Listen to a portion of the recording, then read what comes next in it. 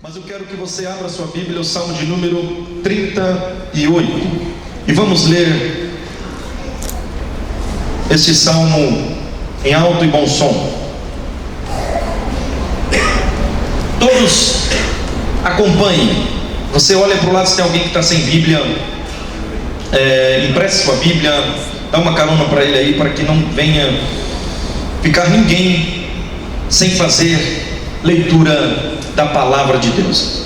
Verso de número 1 do Salmo 38, 2, 3 e: ó Senhor, não me repreendas na tua ira, nem me castigues no teu furor, porque as tuas flechas se cravaram em mim, e a tua mão sobre mim desceu.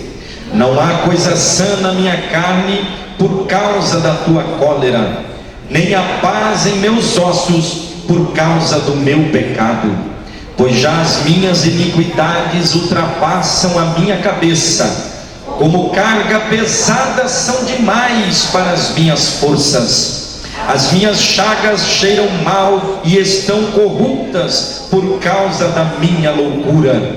Estou curvado, estou muito abatido, ando lamentando todo dia, porque os meus lombos estão cheios de ardor e não há coisa sã na minha carne. Estou fraco e muito quebrantado, tenho rugido por causa do meu desassossego do meu coração. Senhor, diante de ti está todo o meu desejo, e o meu gemido não te é oculto. O meu coração dá voltas, as minhas forças me faltam, porquanto a luz dos meus olhos até essa me deixou.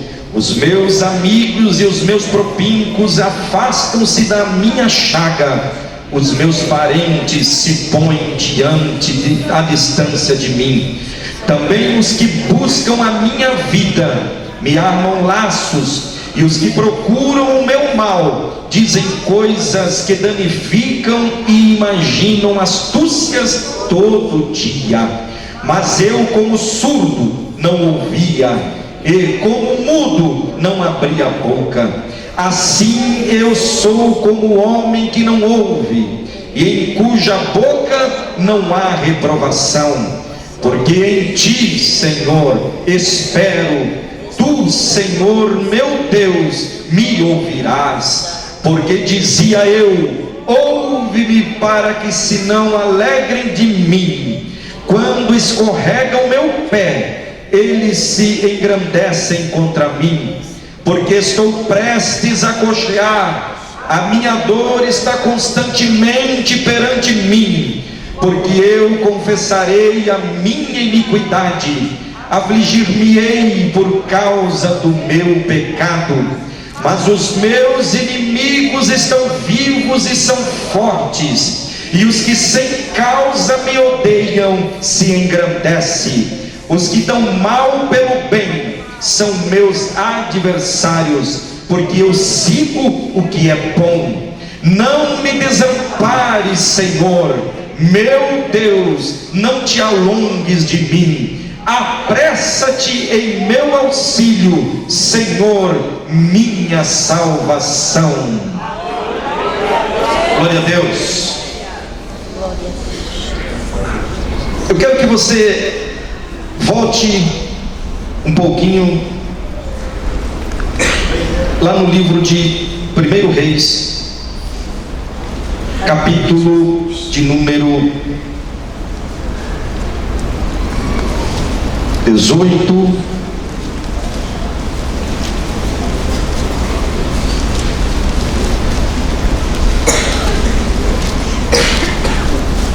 capítulo de número 19, e versículo de número 3 e 4.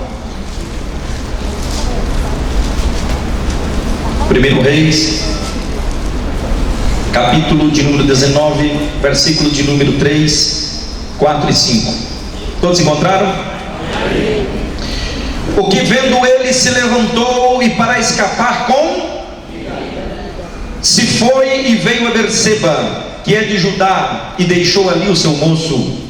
E ele se foi ao deserto, caminho de um dia, e veio e se assentou debaixo de um pé de zimbro, e pediu em seu ânimo e disse: já basta, ó Senhor, toma agora a minha vida, pois não sou melhor do que meus pais. E deitou-se e dormiu debaixo de um zimbro. E eis que então um anjo tocou e lhe disse: levanta-te e come. E olhou, e eis que à sua cabeceira estava um pão cozido sobre as brasas e uma botija de água. E comeu e bebeu, e tornou a deitar-se. E o anjo tornou segunda vez e tocou e disse: levanta-te, come, porque muito cumprido te será o caminho. Aleluia, graças a Deus. Queridos, nesse dia nós estaremos dando continuidade ao assunto que nós começamos na terça-feira passada. Terça-feira passada nós começamos este assunto acerca da depressão. Cara, aqui que fica mais fácil, fica mais perto. Acerca da depressão, e nós fomos andando numa pequena introdução acerca do assunto, e nós hoje entraremos acerca de qualquer pessoa pode entrar num estado ou passar pela depressão. Nós falamos das estatísticas, nós falamos que o Brasil ele encabeça a lista dos países onde tem mais pessoas em estado depressivo do mundo. Hoje, a depressão ela afeta 322 milhões de pessoas no mundo todo. Segundo a OMS, a Organização Mundial de Saúde, ela diz que em 2020 e 2021, de cada 10 pessoas, 6 estarão em estado depressivo. É alarmante, é preocupante, por isso nós precisamos falar sobre esse assunto. E como nós falamos aqui na terça-feira passada, nós como cristãos, como tendo a mente de Cristo, não devemos nos preocupar, porque nós acreditamos que estaremos entre os 4, dos 10 estaremos entre os 4 que não terá depressão, porque a alegria do Senhor é a nossa força. Aleluia. Então nós falamos aqui sobre as causas que levam e pode levar uma pessoa à depressão. São diversas as causas, mas entre elas a perda de um ente querido, a separação conjugal, filhos que se envolvem com drogas, excesso de trabalho ou falta de emprego. O certo é que a preocupação em geral, ela vai levar o homem a um estado de depressão. A depressão, propriamente dito, eu não coloquei aqui por uma questão de tempo, mas depressão é estar abaixo da pressão, é depreciar, é quanto mais baixo o pico da depressão, é o contrário das outras estatísticas. As outras estatísticas, quanto o número maior, mais alto está. A depressão é quanto mais alto, mais para baixo a pessoa está, porque ela está abaixo da pressão, daquilo que é depressivo. Então muitos, entretanto, não têm força suficiente para suportar sozinho esses contratempos. E é interessante porque o trabalho, tanto o excesso como a falta, ele pode trazer para uma família a destruição. Porque se tudo está bem na família, o marido trabalhando, a esposa trabalhando, os filhos na escola, tudo indo bem, às vezes nesse momento nós nem lembramos de Deus, porque está tudo indo muito bem. Mas você quer ver algo começar a voltar, a começar a patinar, o marido chegar em casa e dizer: hoje houve um corte na empresa e eu fui demitido. Já fica um clima pesado. E agora? O sono daquela noite não é mais como os sonos das noites anteriores. Ou é chegar em casa depois de uma consulta médica e o médico dizer: olha, tem uma pequena ferida, precisamos fazer uma biópsia. Já a preocupação aumenta. Mas um dos maiores problemas do ser humano é que nós sofremos por antecipação. A gente sofre por antecipação. Antes do problema acontecer, antes do ato de fato vier a acontecer, a gente já começa a sofrer. Uma simples coisa pode trazer uma carga de pressão sobre a mente da pessoa que ela não resiste. E a cabeça dela, a mente, o cérebro começa a trabalhar de uma forma acelerada e ela não consegue assimilar as coisas direito. Quantas vezes você, pela preocupação, fechou a porta, trancou a porta, ligou o alarme, mas quando você vai deitar na cama, será que eu fechei a porta? Será que eu liguei o alarme? Será que eu desliguei o fogo do fogão que eu estava fazendo? Será que eu desliguei o ferro de passar? Aí você fica: não, eu desliguei. Mas você não fica contente se não levantar e ir lá conferir tudo de novo. Mas isso é uma preocupação normal. Agora, quando o cérebro não está trabalhando direito, a pessoa faz isso repetidamente, todos os dias, e às vezes 3, 4 vezes no mesmo dia. Isso prova que é o seu cérebro, que a sua mente já está sobrecarregado. Porque se você fechar o portão e você entrar dentro de casa e falar: será que eu fechei o portão? Até aí é normal, você volta e confere. Mas você se distrai no meio do caminho, voltou para dentro de casa e: peraí, eu fui para fechar o portão, mas será que eu fechei o portão? Aí você vai e se distrai com outra coisa. Volta, mas peraí, eu tinha uma coisa para que eu voltei lá para fazer, mas não lembro o que era. Alguém já passou por isso? Isso é pressão. É a mente cansada, porque é uma coisa tão simples, tão automática, que nunca você entra na sua casa e vai deixar o portão aberto. Sempre você fecha, mas a preocupação é excessiva, que vai te fazer pensar que você não fechou o portão. Como aquela irmã que vinha para a igreja e quando ela chegava no meio do culto ela ia embora. Aí um dia o pastor se incomodou e perguntou para ela: irmã, por que toda vez a senhora vem no meio do culto você vai embora? Ela disse: pastor, é que é o seguinte, toda vez que eu chego aqui, eu tento me ligar na palavra, nos louvores, começa a minha mente assim: deixou o ferro de passar roupa ligado, deixou o ferro de passar roupa ligado. Aí ela tem que sair para ir ver e o ferro estava desligado. Aí um dia ela apareceu na igreja com o ferro debaixo do braço.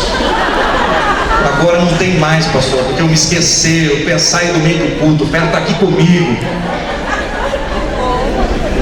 Porque a preocupação é complicada, irmão. A mente da pessoa não trabalha direito.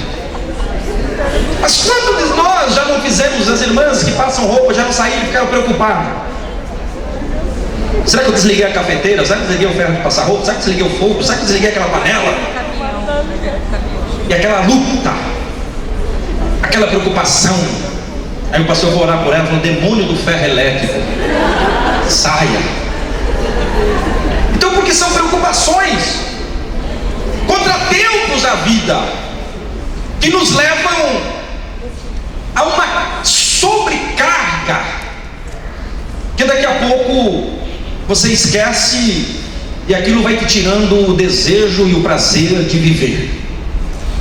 Coisas que você gostava de fazer, agora você deixa de segundo, terceiro, quarto plano. Algo que você amava fazer, agora se você fizer ou não fizer, não tem tanta importância.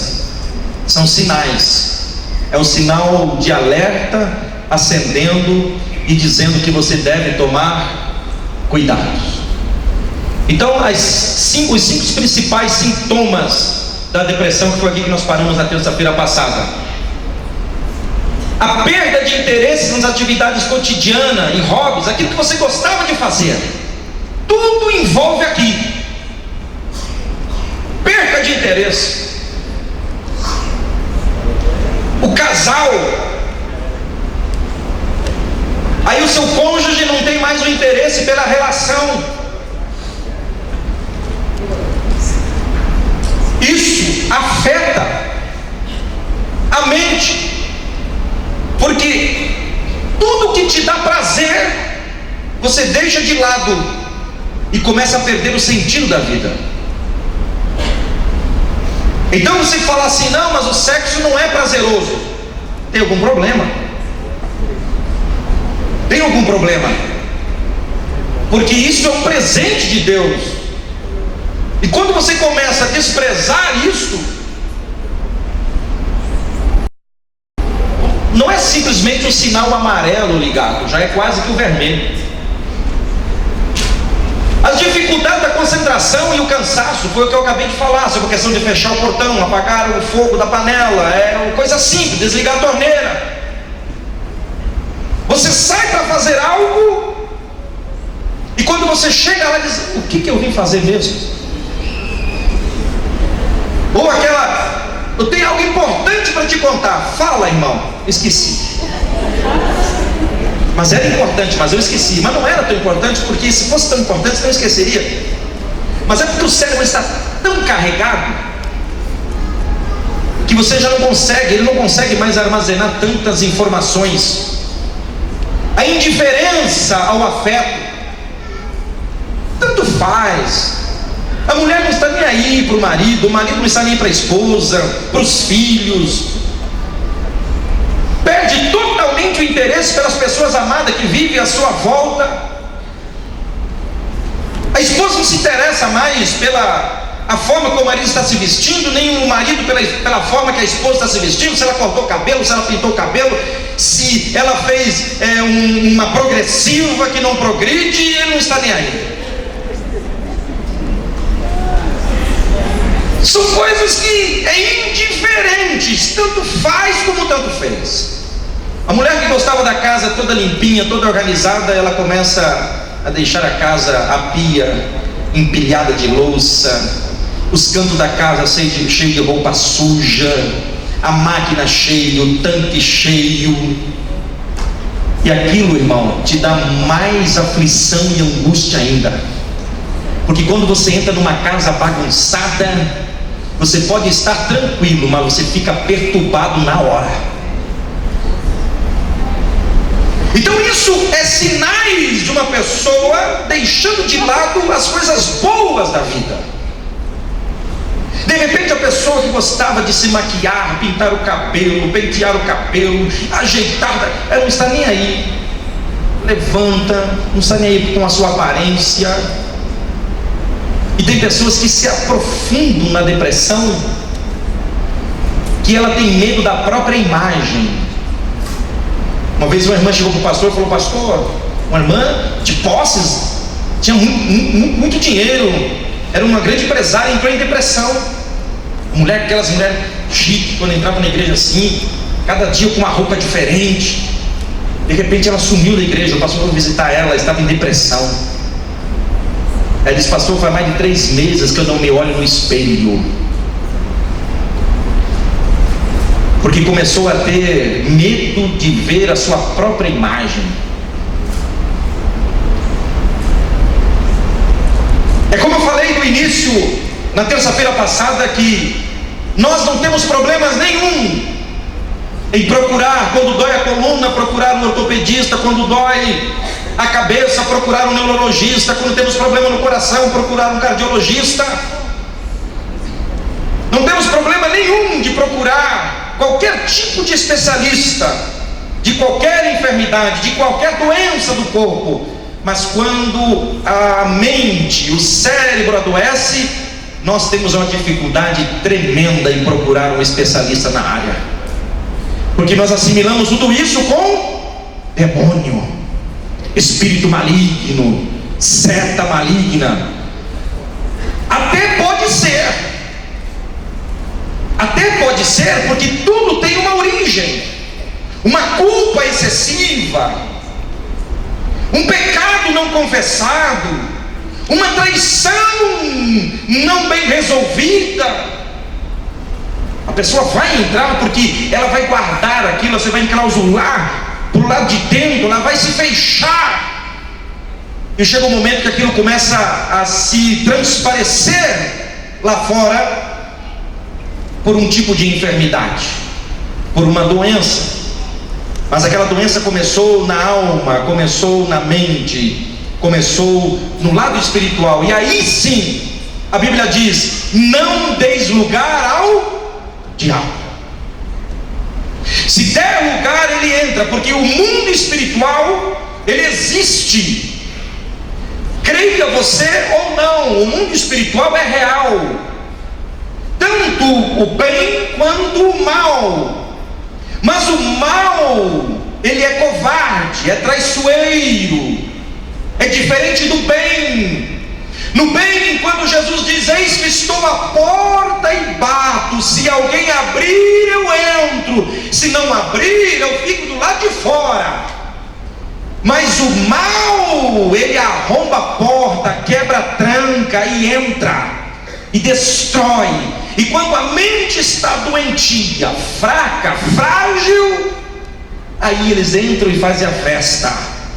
Por isso precisa tratar, por isso precisa ter cuidado com o lado espiritual, porque a Bíblia diz que nenhuma condenação há para os que estão em Cristo Jesus.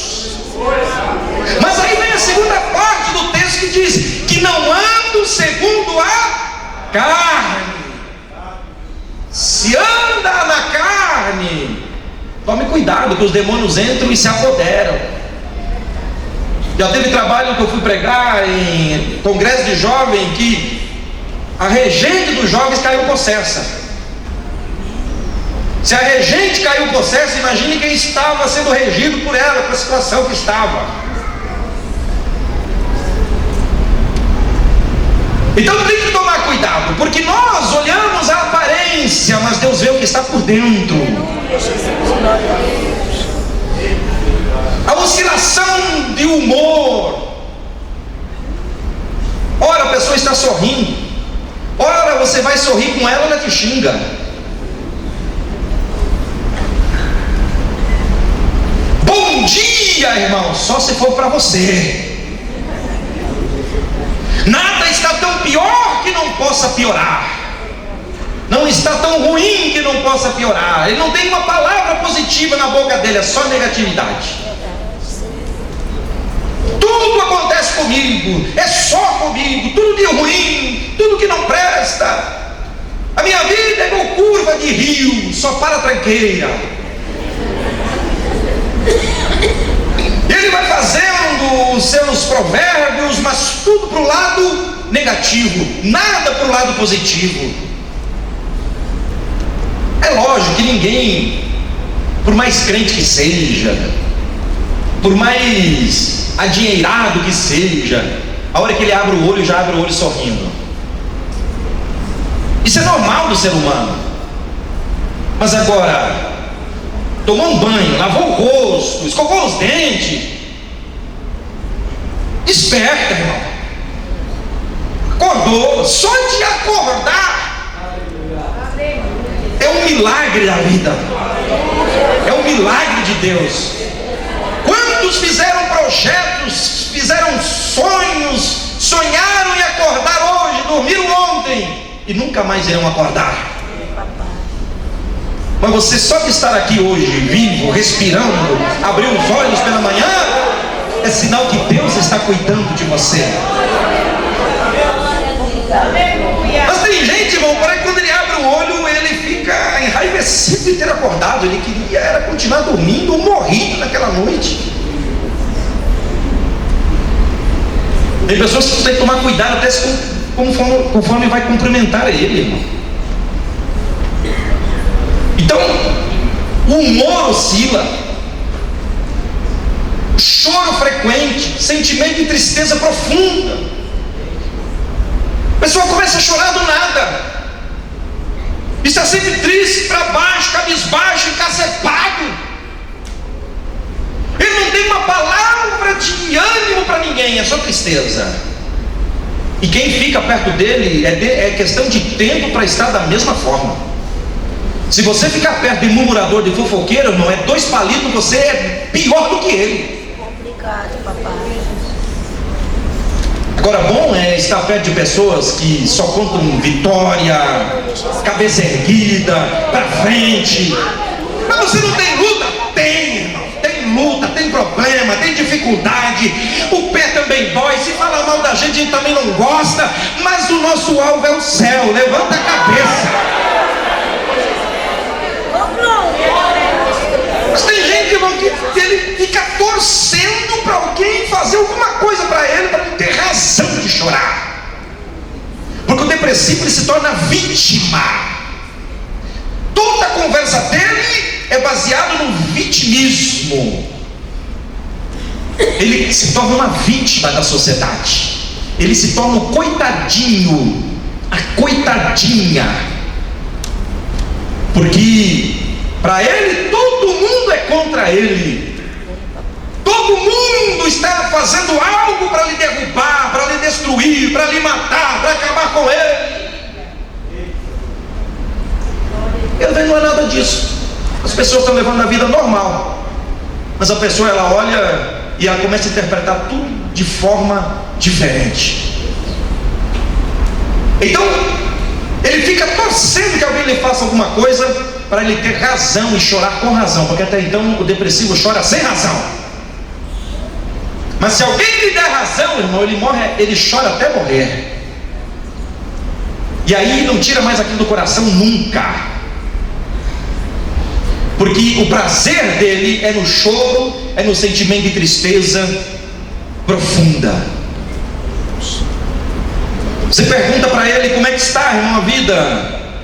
Oh, pastor, minha vida, se eu contar a minha história para o carroceiro, o burro sempre chora. Minha vida é terrível. Deixa eu contar uma parte. Aí começa a contar. Conta daqui, conta de lá. É só tristeza, é só amargura. Aí você ora com ele, abraça ele, chora com ele também, porque você não conhece. 10 dias depois você encontra ele, e aí, irmão, só vitória. Pastor, depois daquele dia piorou, agora eu tenho coisa nova para contar. É pior, agora é pior. Senta aí, que agora é pior. Ele é igual o urubu, irmão, você vai buscando coisas ruins, só a carniça.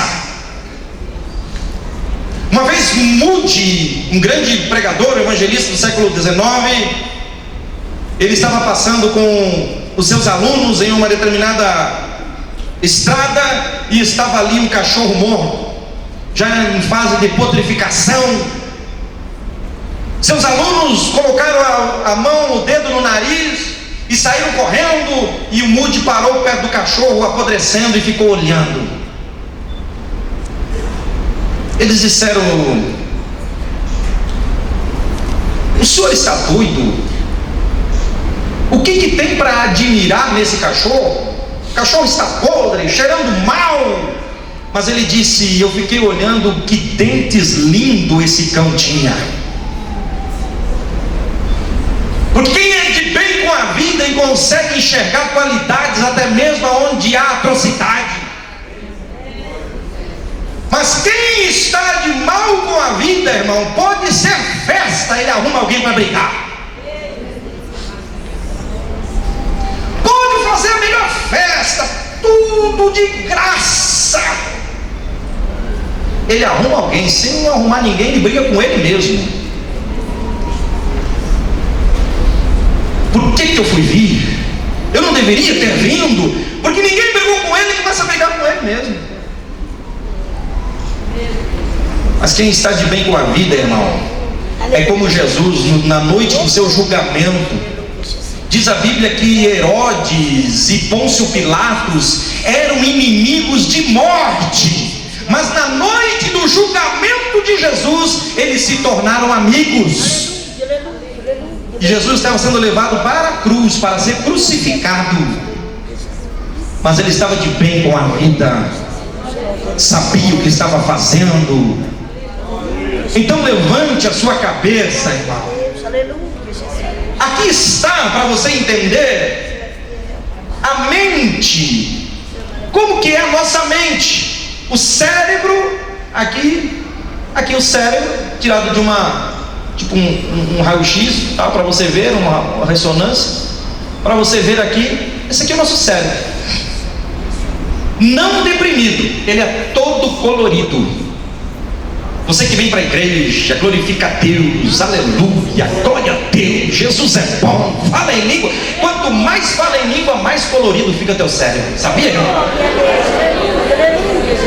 Um dia eu estava assistindo History, que é um canal só passa alguma coisa de ciência e tal. E no History eles estavam falando sobre as religiões. Aí tinha uma equipe de cientistas, pesquisadores, que queriam saber o que acontecia na cabeça dos crentes pentecostais quando falavam em língua, começava a fazer esse barulho que ninguém entende, falei que é doido.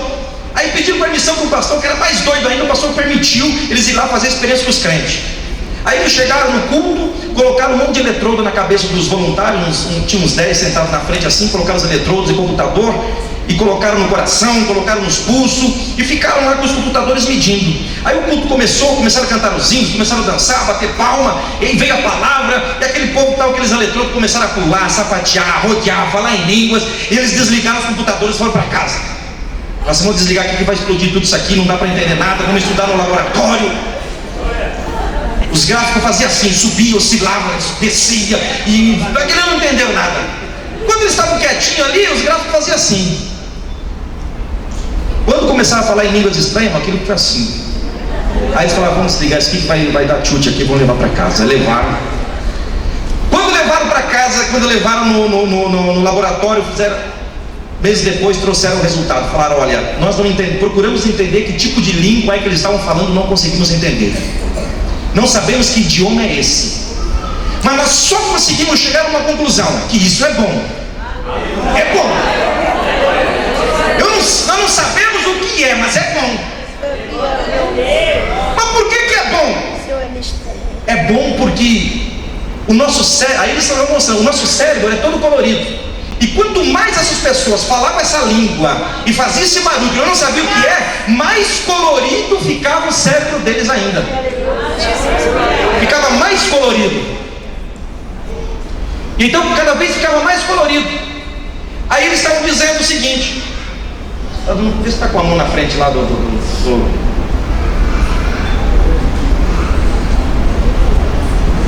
está passando aqui.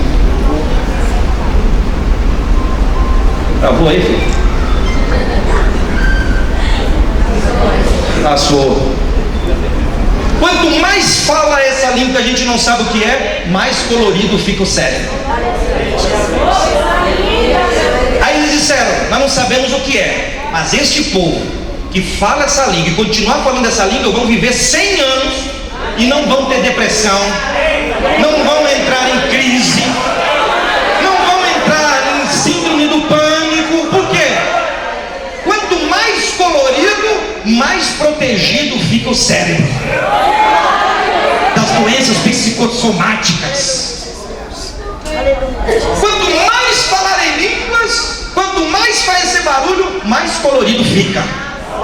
Aí eles começaram a explicar, esta fase, é esse pedaço do cérebro, quando ele é atingido, ele começa a ficar escuro, a pessoa começa a entrar em depressão, começa a ficar triste, começa a ter síndrome do medo, síndrome do pânico, começa a ter medo de tudo, porque perdeu esse colorido, perdeu essa cor. Então, irmãos, por isso que pentecostal vive, irmão, vive muito.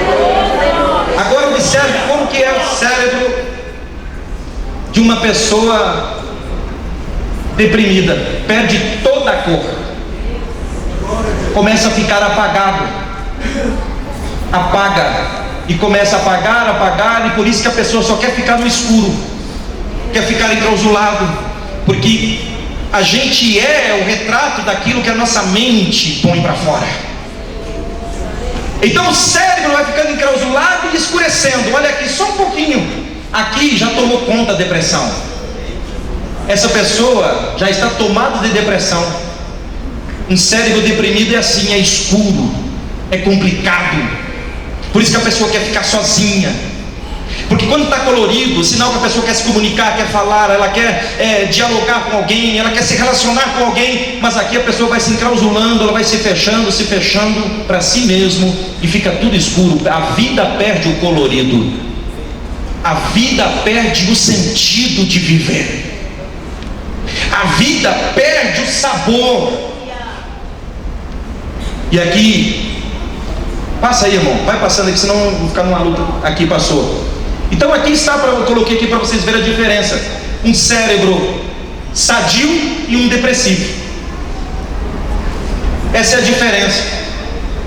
Colorido quando você está de bem, mas quando a pessoa começa a ficar triste, começa a ficar angustiada, ele vai perdendo o sabor, vai perdendo o colorido, vai ficando tudo escuro. E vai ficando escuro. Pode ir passando. Então nós temos aqui, vai dando clique aí, não sei se está com a mão na frente ou alguma coisa está atrapalhando aqui. Mas qualquer ser humano, ele está sujeito a enfrentar um processo depressivo. Vai ter que diminuir um pouquinho o zoom aqui, Daniel. Diminui um pouquinho o zoom aqui, porque não está cabendo todas as... Aí tá bom, aí tá ok. Então qualquer pessoa, ela está sujeita a enfrentar um processo depressivo. A experiência da depressão, ela é universal no espaço e no tempo, e ninguém está imune. Ela pode vir para quem tem e para quem não tem fé. Então, o porquê que eu achei interessante trazer esse assunto para a igreja? Porque geralmente os crentes, quando entram nesse processo depressivo, a primeira coisa a se perguntar é: por que logo eu, que sou crente, sou fiel, creio em Deus, sou crente desde a infância, participo da ceia, estou em comunhão, não estou em pecado? Por quê? A pessoa entende, sempre foi nos falado mais ou menos isso, que quem tem fé não entra em depressão, não fica doente, mas fica. A gente também morre. Então a depressão é realmente uma doença, como tal deve ser entendida e tratada. A depressão de Elias, ela foi desencadeada pelo quê? Pelo medo. O texto que nós lemos, 19:3, ele se levantou e saiu fugindo para não morrer. Então o que desencadeou a depressão na vida do profeta Elias, o grande homem de Deus? O medo de morrer. Ele saiu e disse: Deus, eu já não quero mais continuar vivendo, porque eu não sou melhor do que os meus pais. Olha só, a depressão, ela foi desencadeada pelo medo. Ela é uma reação normal, tá? Sentimos-nos tristes depois de uma perda, como a morte de uma pessoa querida, ou diante do rompimento de um relacionamento. Às vezes essa tristeza pode se transformar em depressão, se ela não for tratada. Então assim, irmãos, tem pessoas que ela perde um ente querido, ela morre junto com aquela pessoa. O luto na vida do ser humano é normal. Você entrar em luto, você chorar, lamentar, isso é normal.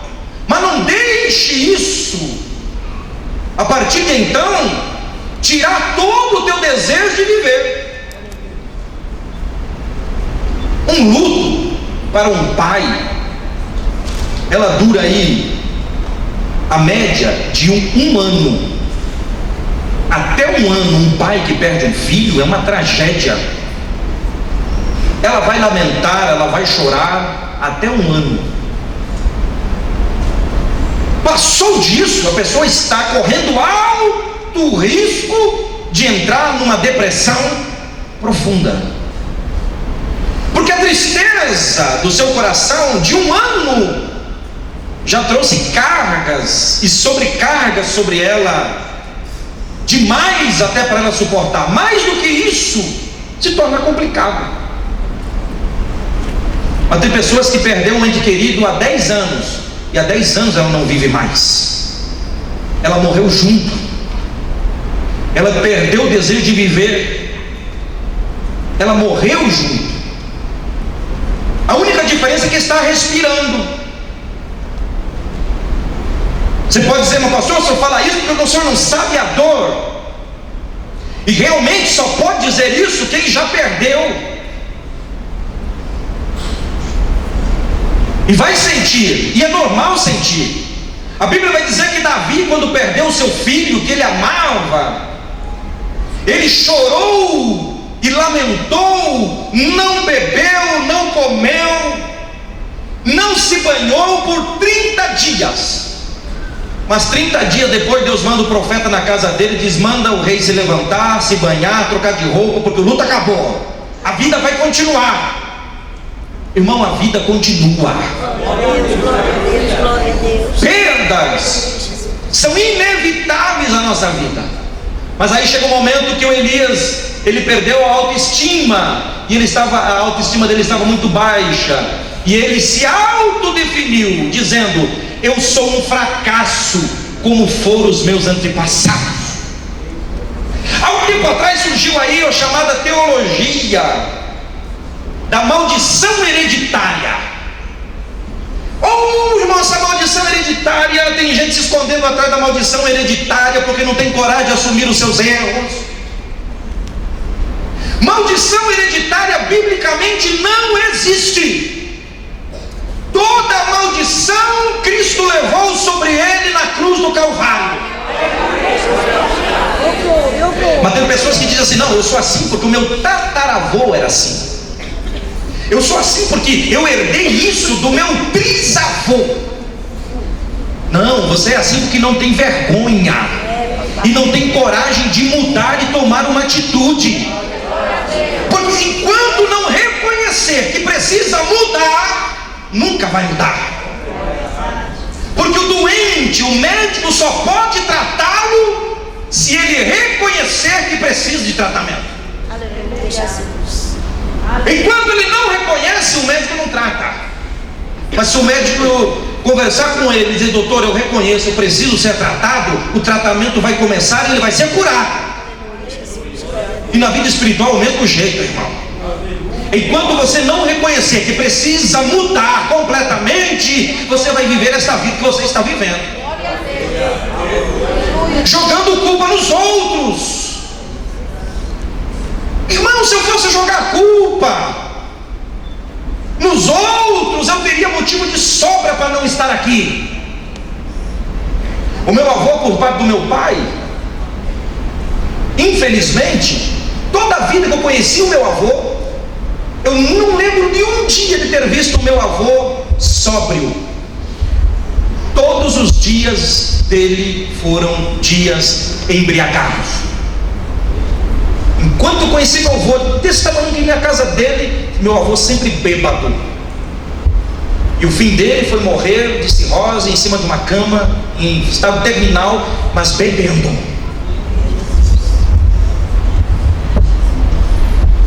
Agora eu vou jogar culpa no meu avô?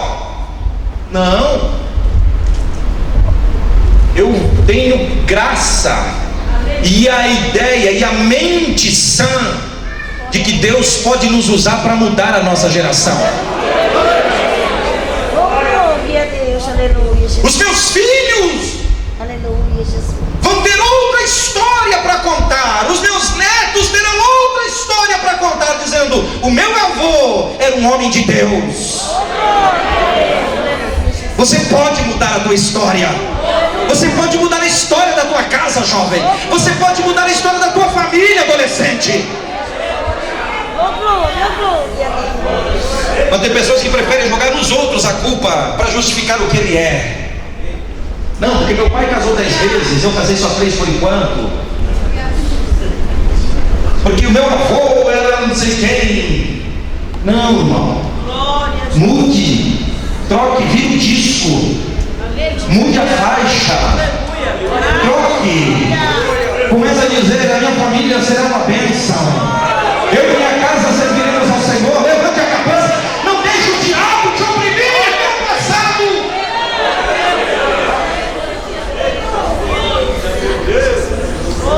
Porque a maldição hereditária, você pega o livro do Êxodo, vai dizer assim que a maldição, o pecado dos pais seria castigado nos filhos até a quarta geração.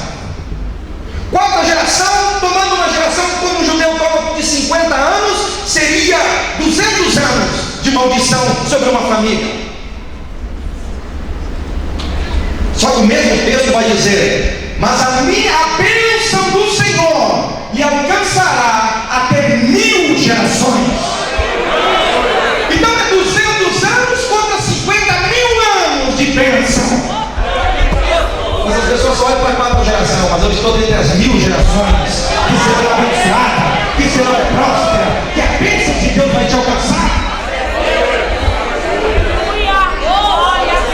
Não deixe, irmão, sentimento de culpa, sentimento de inferioridade acabar com a sua vida. Olha aqui, essa mulher. Quem não conhece a história de Ana? Todos conhecem a história de Ana. Essa mulher estava num quadro depressivo porque não tinha filhos. E a sua concorrente, a Penina, todo ano um filho. Mas a Ana não tinha filho. Naquela época, a mulher que não tinha filhos era considerada como uma amaldiçoada. É diferente de hoje. Hoje tem controle de natalidade, hoje tem uma série de controles. Mas na época a mulher valia por quantos filhos tinha. Quantos filhos a senhora tem? 30. Oh, essa mulher pode nem botar defeito. 30 filhos. Quantos filhos você tem? Nenhum. Misericórdia. Para trás de mim, longe de mim. Porque não valia nada. A maldição estava sobre ela. E pensando nisso e fazendo a comparação entre ela e a sua concorrente, ela entrou em estado de depressão. O nosso problema é querer se comparar com os outros. E geralmente a gente quer se comparar sempre com quem está melhor do que nós. Nunca nos comparamos com alguém que está em estado pior, mas sempre com quem está melhor. Olha só, todo ano um carro, todo ano viaja. Eu não consigo. Mas se compara com aquele outro que nem trabalho tem. Se compara com aquele outro que não tem nem carro. Mas a gente se compara sempre com o outro. E isso, se a mente não for tratada, se o coração não estiver sarado, a pessoa entra em estado depressivo.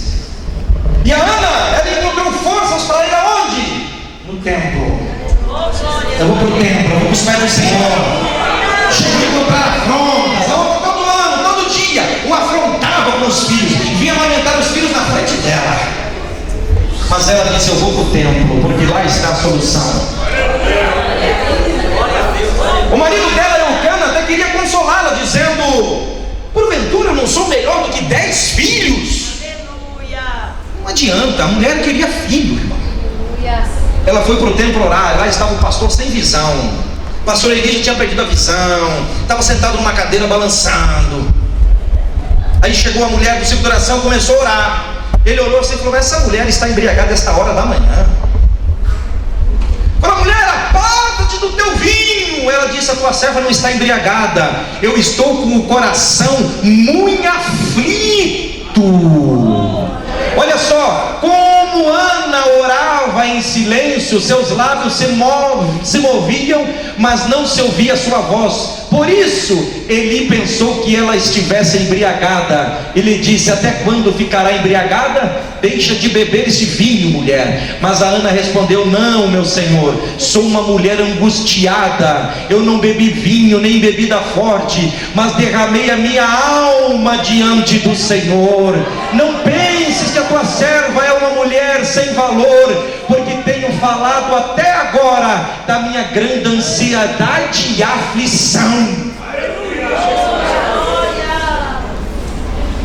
Irmão, chegou o sentimento de choro, de tristeza, de angústia na tua vida?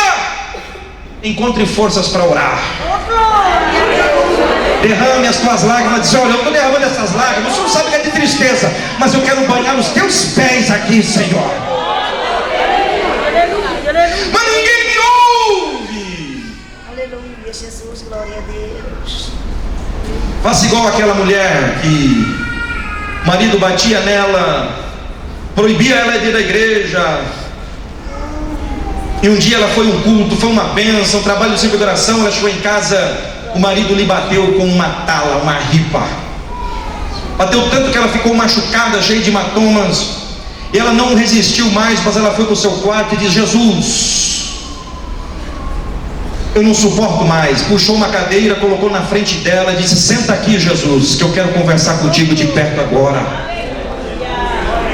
Eu não aguento mais, Jesus. Olha como é que está o meu rosto, olha meus braços, Jesus. Até quando isso, Jesus? E o marido lá fora, bravo, irado, diz: ah, você está conversando com alguém aí? Eu vou entrar. E quando ele entrou e disse: eu vou te bater de novo. Mas primeiro ele perguntou: mas quem é esse homem que está sentado nessa cadeira aí? E quando ele foi bater nela, ela sentiu como se Jesus pegasse ela, colocasse para trás dela e disse: agora é comigo. Ele se coloca de pé e o homem cai prostrado, sem forças, porque a mulher conseguiu derramar as suas lágrimas, as suas aflições, a sua angústia aos pés do Senhor. Mas só faz isso quem tem experiências, intimidade com Ele.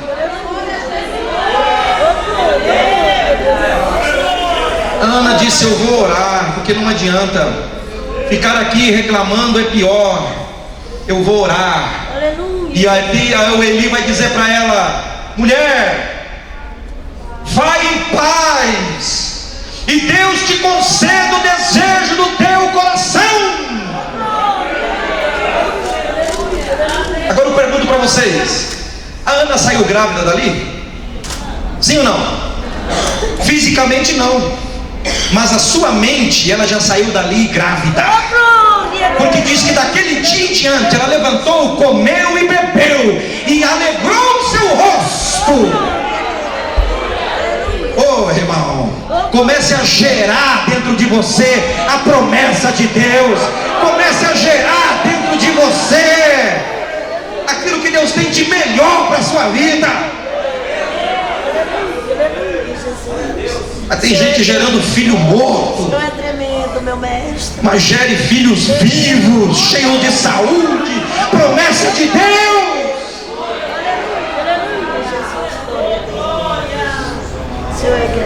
Nós temos diversos textos bíblicos que provam e evidenciam a causa depressiva. Quem já não conhece esse texto, quando o salmista disse no Salmo 42, verso 5, ele está dizendo: porque está abatida, ó minha alma, porque te perturbas dentro de mim. Espera em Deus, pois ainda eu louvarei pela salvação que há na sua presença. Se você não tiver ninguém para conversar, converse com a tua alma. Como o salmista fez: porque te perturbas dentro de mim, porque estás angustiada. Espera em Deus. Salmo 13, verso 2: quanto tempo eu encherei de cuidado a minha alma, tendo tristeza no meu coração cada dia? Quanto tempo meu inimigo se exaltará sobre mim? Salmo 102, verso 3 e 4, 7, 9 e 11: porque os meus dias se desvanecem como fumaça, o meu coração está ferido e seco como a erva. Por isso me esqueço de comer o meu pão, não durmo, sou como pardal solitário no telhado, porque eu gosto de cinza, forma de pão. O gosto de cinza, forma de pão, é misturado com lágrimas a minha bebida, e eu estou seco como a erva. Olha a situação de homens de Deus, inspirados por Deus.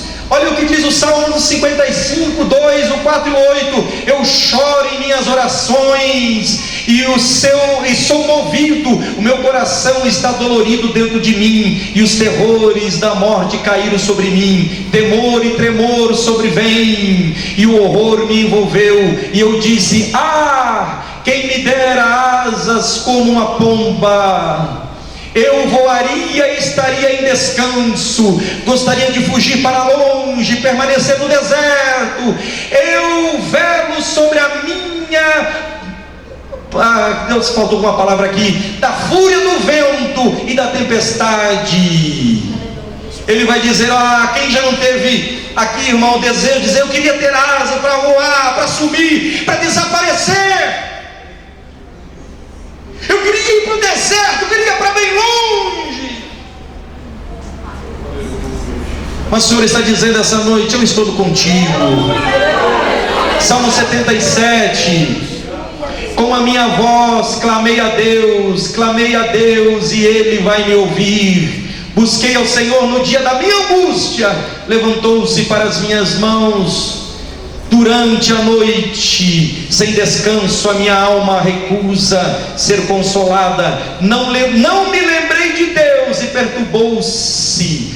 Eu reclamei e o meu espírito estava sobrecarregado. Você mantive os meus olhos, e fui quebrado e não disse nada. Salmo 38:8: estou gasto e muito esmagado, tenho rugido por causa da minha turbulência, a turbulência do meu coração. A Bíblia é cheia de textos de homens que viveram momentos difíceis e terríveis na sua vida. Mas eu quero encerrar. Nós poderíamos falar muito sobre o profeta Elias, mas eu quero só encerrar aqui. Elias entrou num processo depressivo por causa do medo, e o medo tomou conta do seu coração. Eu quero que você acompanhe comigo. No verso 19, ele foge para não morrer. No capítulo 19, verso 3, ele foge para não morrer. Já no verso 3, ele perdeu o ânimo e pediu a morte.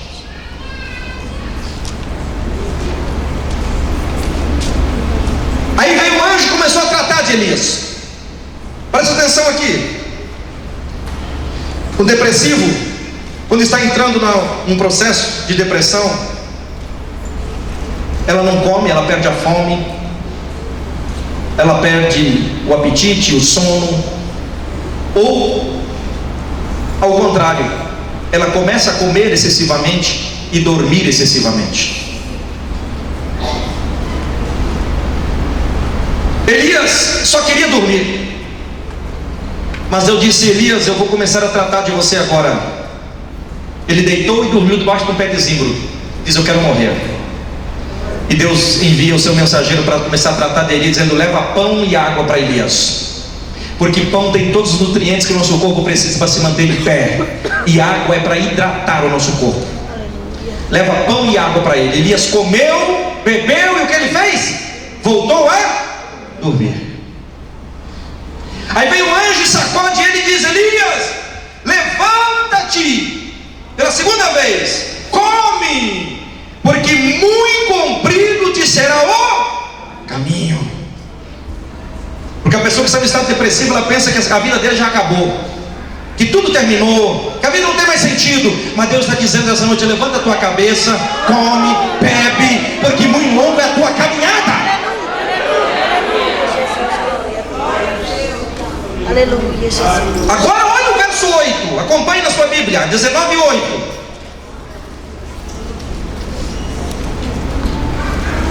Levantou-se, pois, comeu e bebeu, e com a força daquela comida caminhou 40 dias e 40 noites até Horebe, o monte de Deus. Mas chegou lá, o que ele fez, irmãos? Entrou numa caverna. Caverna é lugar claro, irmão? Tem luz dentro da caverna? Não, ele foi procurar um lugar escuro para se esconder. Mas aí algo maravilhoso que eu acho, irmão, é que Deus vai ao encontro de Elias. Glória, meu Oh, aleluia. Senhor é lindo, meu amor. Entrou numa caverna e passou ali a noite. Eis que a palavra do Senhor veio a ele e disse: o que fazes aqui, Elias? Aleluia. O que você está fazendo, Elias? Observe, irmão, que Elias, Deus queria tratar dele, mas ele não estava deixando Deus tratar. Ele queria fazer o que ele bem entendia. Deus disse: come, bebe, muito longo te será o caminho, mas não disse para onde. Ele levantou e foi caminhando. Caminhou 40 dias e 40 noites até Horebe, entrou numa caverna. Aí Deus disse: não, aí eu vou ter que ir lá atrás dele, não é possível. Aí passa um terremoto, passa um vento, mas Deus estava numa voz, no verso de número 12. E depois do terremoto um fogo, porém também o Senhor não estava no fogo. E depois do fogo uma voz mansa e delicada. Para que terremoto? Para que fogo? Para que vendaval? Porque o depressivo precisa acordar, irmão. Alguém precisa chacoalhar ele, porque ele pensa que o mundo acabou. A pessoa que está em estado de depressão, ela pensa que o mundo todo tem que girar ao redor dela agora. E começa a envolver toda a família. Ela quer ver a família triste, ela quer ver o pai triste, ela quer ver os irmãos tristes, ela quer ver a igreja triste por causa dela, ela quer ver o pastor triste. Não, mas precisa acordar, irmão. Aleluia, Jesus. Aleluia. Porque ela quer que o mundo gire ao redor dela.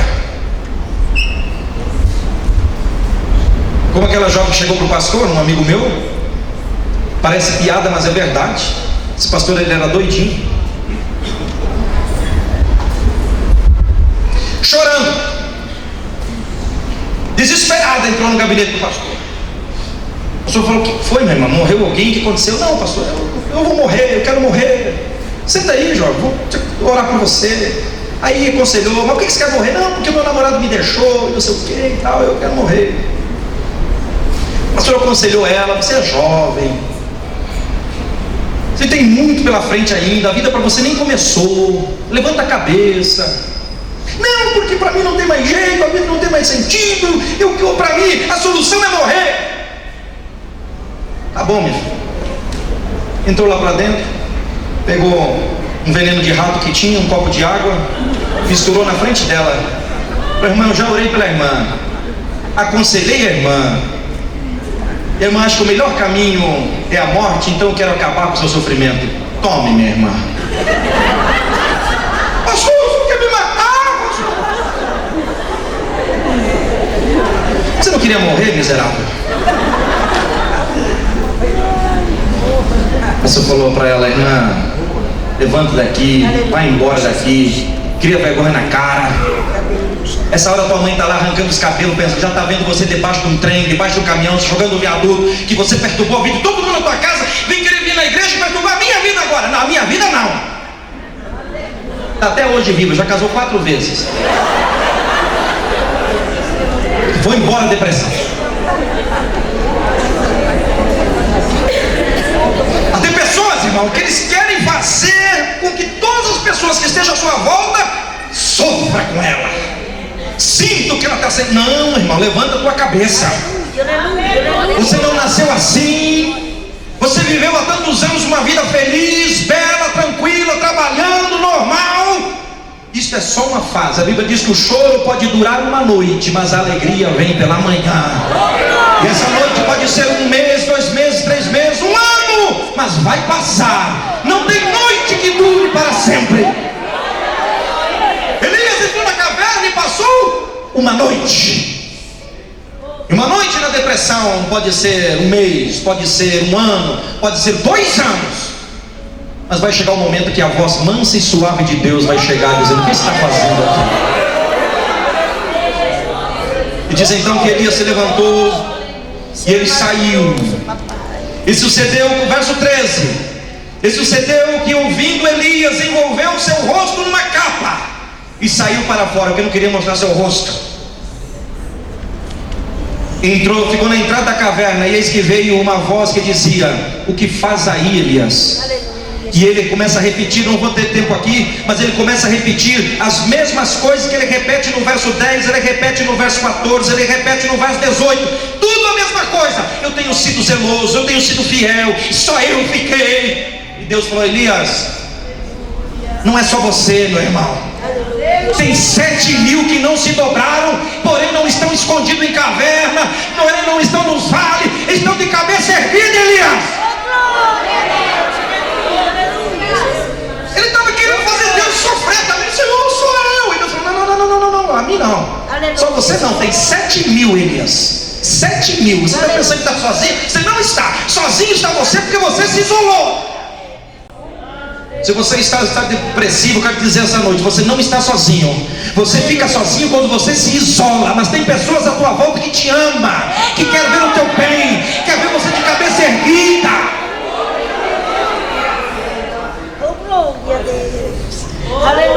Aí ele começa a dizer: Senhor. Aí Deus diz: vem cá, Elias, o que está fazendo aqui? É Deus dizendo para ele assim: quem te mandou vir para cá, Elias? Eu mandei um anjo te levar pão e água e disse que teu caminho era comprido, longo, mas para você caminhar, mas não te disse para onde. Você andou 40 dias e 40 noites no caminho oposto. Agora você vai voltar pelo teu caminho, mais 40 dias e 40 noites para chegar no mesmo lugar que ele saiu. E Deus disse: de lá eu vou te dar uma tarefa. Você vai ungir um rei, você vai ungir outro rei, e você vai ungir um profeta em seu lugar. O que era isso, irmão? Deus dando ocupação para Elias. Tem que se ocupar com alguma coisa. Há um dito popular aí que não está na Bíblia, mas é um dito popular que mente vazia é oficina do diabo. Então se ocupe, irmão. Se ocupe com alguma coisa, no evangelismo, é na oração, é na leitura da palavra, é no louvor. Se ocupe.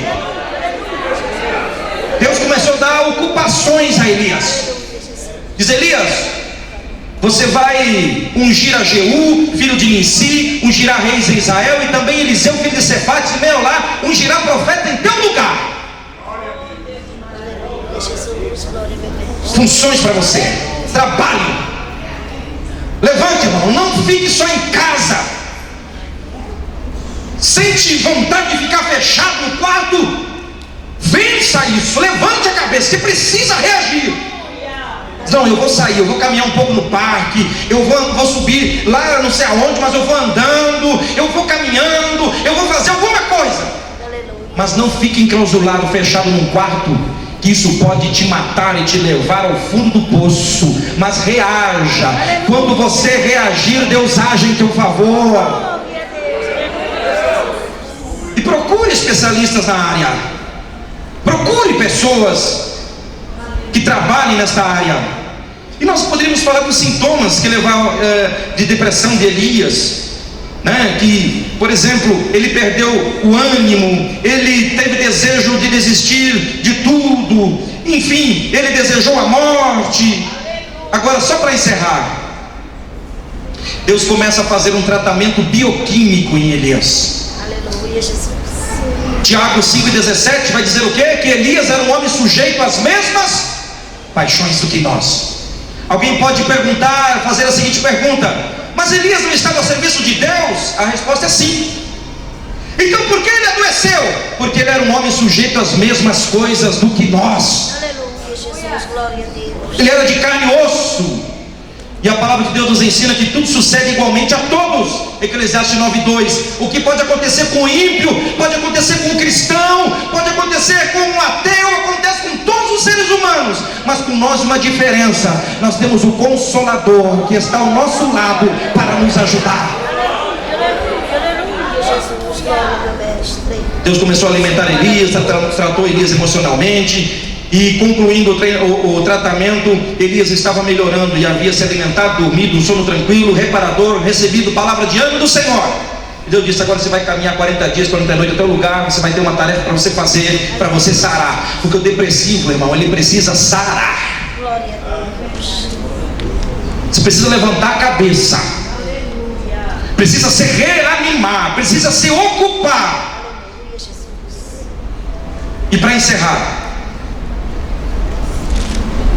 tem um homem na Bíblia que tinha de todos os requisitos para ser o exemplo de depressão na Bíblia, mas nos deixou um exemplo extraordinário de reação e de bom ânimo. Aleluia, Jesus.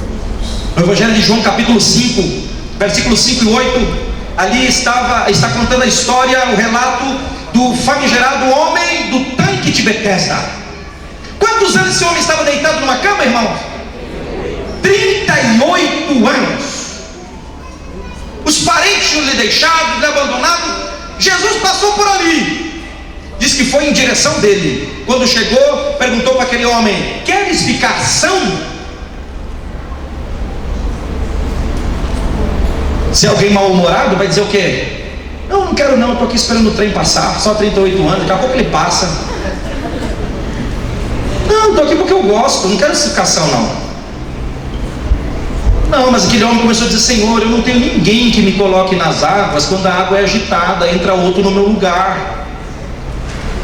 Mas Jesus disse que, vendo a fé daquele homem, estava ali um homem enfermo havia 38 anos, vendo-o deitado, sabendo que vivia assim havia muito tempo, Jesus perguntou: queres ficar curado? O enfermo respondeu: Senhor, não há ninguém que me ponha no tanque quando a água é agitada, por isso, quando eu vou, entra outro antes de mim. E Jesus disse: levanta, pega a tua cama e anda. E imediatamente o homem ficou curado, e pegando a sua cama, começou a andar.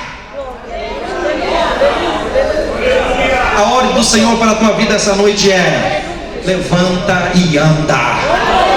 Não importa quanto tempo você está cabisbaixo, talvez como aquela mulher, quando Jesus estava no templo, há 18 anos ela estava encurvada, mas Jesus naquele dia disse: mulher, hoje é o dia da tua vitória, essa opressão vai sair da sua vida. E ela se endireitou e glorificava a Deus.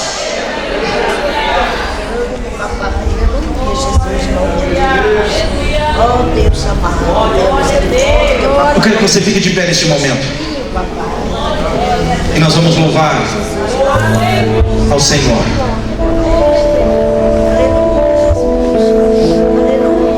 Há muitos feridos,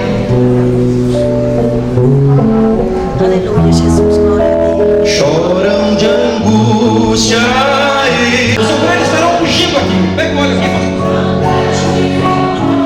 Vem aqui à frente. Vem à frente. Fica de pé, fica de pé. Os obreiros estarão fugindo. Vem aqui, jovem. Venha, sai do seu lugar e venha. Pode vir, pode vir. Pode sair do seu lugar e venha.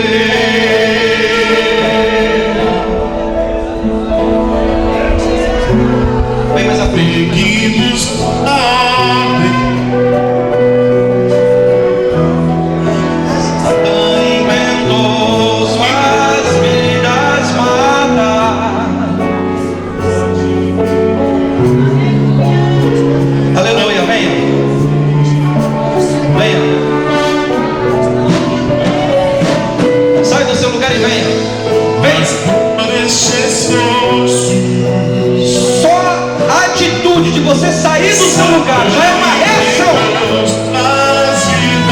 É uma reação de coragem, é um ato de coragem. De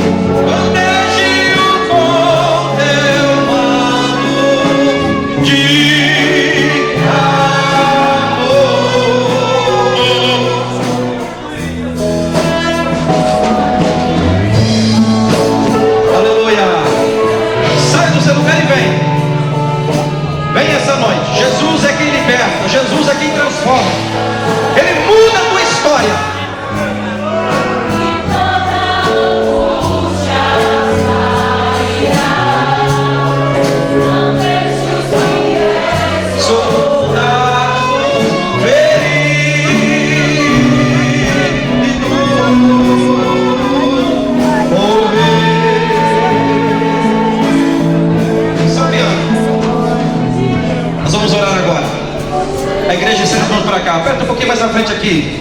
Tem mais gente chegando. Os obreiros vão ungir aqui com óleo. A oração do justo salvará o doente. Vem à frente.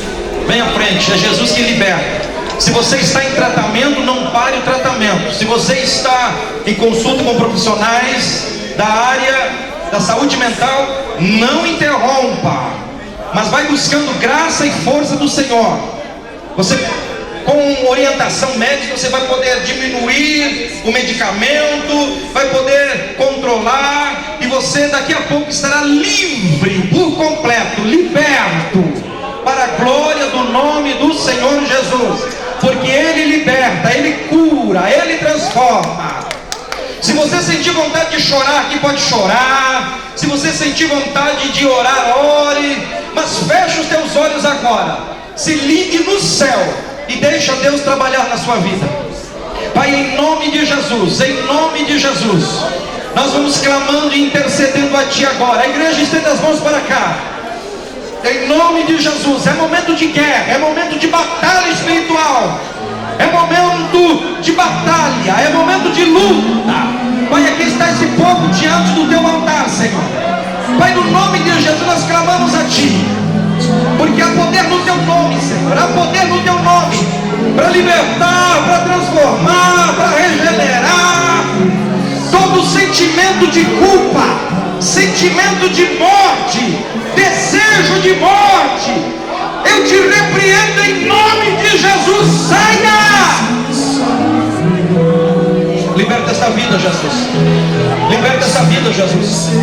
Pelo poder que é no Teu nome, Jesus. Pelo poder que é no Teu sangue. Pelo poder que é no Teu sangue. Pelo poder que é no Teu sangue. Pelo poder que é no Teu sangue. Pelo poder que é no Teu sangue. Pelo poder do sangue de Jesus. Pelo poder do sangue de Jesus. Pelo poder do sangue de Jesus. Pelo poder do sangue de Jesus. Seja liberto, seja liberto, seja liberto, seja liberto, transformado. Pelo poder do nome de Jesus, toda opressão maligna, toda seta maligna saia. Pelo poder do nome de Jesus, pelo poder do nome de Jesus, pelo poder do nome de Jesus. Em nome de Jesus, em nome de Jesus, em nome de Jesus, em nome de Jesus, em nome de Jesus, em nome de Jesus. Vai clamando, abra sua boca. Vai clamando, diga: Jesus me liberta, Jesus me liberta, Jesus me cura, Jesus toca na minha vida. Vai falando a Ele, abra a tua boca e fala. Levante a tua cabeça, abra a boca. Já sairá.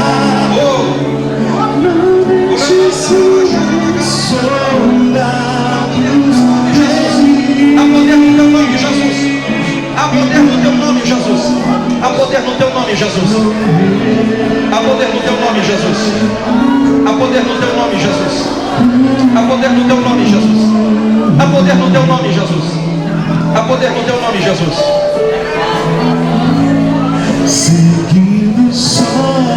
Há poder no nome de Jesus. Abra sua boca e diga: há poder no nome de Jesus. Você que veio à frente, diga: há poder no nome de Jesus. Diga, abra sua boca e diga: há poder no nome de Jesus. Há poder no nome de Jesus. Pronuncie esse nome, abre a tua boca, fala em nome de Jesus. É o nome que liberta, é o nome que transforma, é o nome que regenera, é o nome que muda a tua história. É o nome de Jesus. Em nome de Jesus. Em nome de Jesus. Em nome de Jesus. Em nome de Jesus. Em nome de Jesus. Em nome de Jesus. Pai, liberta. Entra nesta vida. Entra nesta vida, Senhor. Entra nesta vida, Pai. Entra nesta vida, Senhor. Entra, Senhor, nesse coração triste, angustiado, abatido. Pai, em nome de Jesus. Em nome de Jesus. Em nome de Jesus. Em nome de Jesus.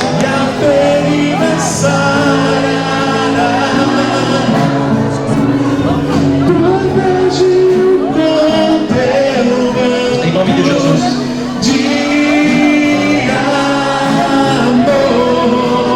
Aleluia. Aleluia. Eu quero que você que está aqui à frente olhe para mim aqui. Só que você tem confiança. Você que está aqui à frente, olha para mim aqui. Aleluia, Jesus, glória, meu mestre. Levanta a sua cabeça e diga comigo bem forte: Jesus! Eu creio que o Senhor tem poder para me libertar, para me curar, porque o Senhor é o médico dos médicos. Eu recebo a tua presença na minha vida agora. Eu creio, Jesus. Agora diga a Ele o que você quiser. Diga: Jesus, eu creio de verdade. Jesus, o meu coração é teu. Jesus, eu quero que o Senhor tire essa tristeza, essa angústia do meu coração. Coloque alegria. Ele está trocando essa angústia, essa amargura por alegria, por paz, por tranquilidade. Pai, aqueles que não conseguem dormir à noite, síndrome do pânico, do medo, seja repreendido pelo poder do nome de Jesus, do nome de Jesus, do nome de Jesus.